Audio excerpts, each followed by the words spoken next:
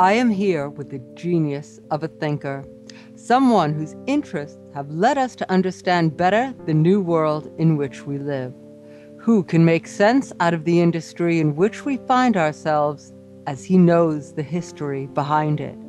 And he speaks from that understanding few have, not only because he has probed so deeply, but because he has always been a part of it.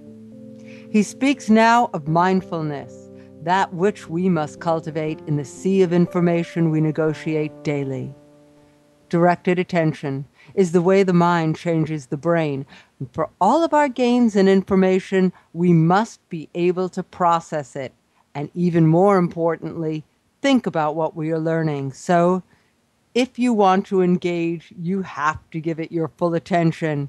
And if it's not getting in there, maybe you aren't really listening.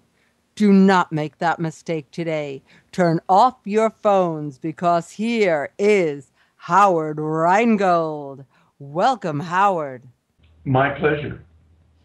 All right. I was reading something by Jonathan Salem Baskin, who wrote Branding Only Works on Cattle, a great title for a book. And he recently remarked that in the past, the test of successful communications wasn't if a presenter could earn someone's attention, but rather was someone capable of grasping what he or she was being told. So I'd like to ask you, does having active attention mean the listener has a responsible role as well as the speaker? And do you have any thoughts on that?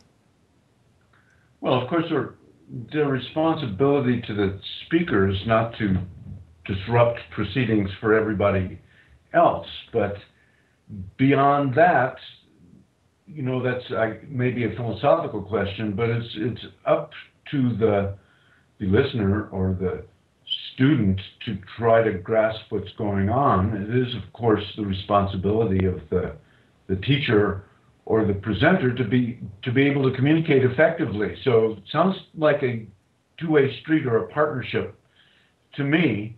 I think there's a biblical quotation about he who has ears shall hear. So I'm always aware that there are people in the classroom or in the audience who are totally with me, and there are people who are struggling to keep up. And isn't that life? Yep. Yes, it is a partnership. You've also said that the difference between disseminating information and education is to teach one to think for oneself. But you've also described some inherent problems with that. What might they be? Well, any parent or teacher who has a classroom of 20 or 30 students or more knows that it's a lot of work to encourage people to question you. I think it's really important as a teacher to encourage my students to actively inquire, including interrupting me as the teacher and asking questions of me. But that's difficult for some people. And as a parent, you've got your kid's saying, "But why do I have to do that?" Eventually, you lose patience and say, "We've got to get out of the house in 1 minute because I'm your dad. Let's go." So, and there is something of a religious or an ideological question here. There are people who believe that Father is the authority, the Holy Book is the authority. You don't think for yourself. So I'm aware that this is the philosophy of the liberal arts. It's not something that everybody subscribes to, but I think it's going to be increasingly difficult to steer your way in the world based on received wisdom.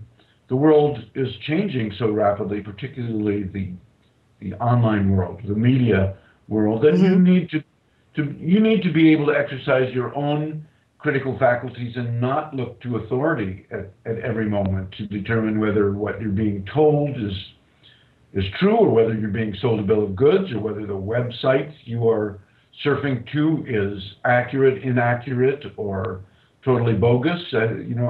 Increasingly, because opening up the ability to publish and broadcast to everybody destabilizes authority. You can no longer trust sources the way you could in the olden days, when you could trust what someone on the television said, or you could trust what you read in a book or the newspaper. Now, what you see on the web, what you hear on the web, who knows? It's up to you. In that, it's actually scarier. It's more important to think for yourself, but it becomes almost scarier. And I wonder if people will live up to that. Accuracy is now up to the individual. And there appears to be then a new mountain to climb, not only to process the information, but also discern its truthfulness. You said the most important critical uncertainty today is how many of us learn to use digital media and networks effectively, reasonably, credibly, collaboratively, civilly, and humanely. Do you want to say anything more on that? That's such a crucial issue.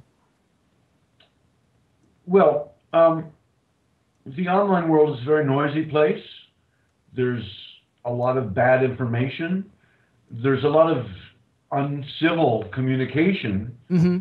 I don't believe that it's possible, even if one philosophically agreed, to police that on the input side. How are you possibly going to be able to police everything that people put on the internet, everything people say on the internet? I think it has to be up to the consumer of the information to try to determine its accuracy. But I also think the level of noise, the level of civility depends on the number of people who know how to use the media mm-hmm. effectively. So I'm an optimist. I think that people can learn to do that. That's the way things were in the olden days on the internet. The old timers taught the newcomers a very long time ago, before the web. Actually, the influx of people onto the internet who didn't know the mores and the norms became so powerful that the old timers were overwhelmed. This was known in Usenet as the September that never ended. It's an actual historical event, because before the web, Usenet mm-hmm. was the way a lot of people communicated, and it's an online freewheeling discussion. But there are certain rules, like read the list of frequently answered questions, so you don't bother people in that channel with questions all the time. Act civilly. What used to be called netiquette. And every September, college freshmen would get onto right. the internet, and they would be taught the norms, maybe sometimes or often in an impolite manner. But when AOL put 3 million people onto the internet in one day without giving them any kind of instructions, then the old timers became overwhelmed, and it became known as the September that never ended.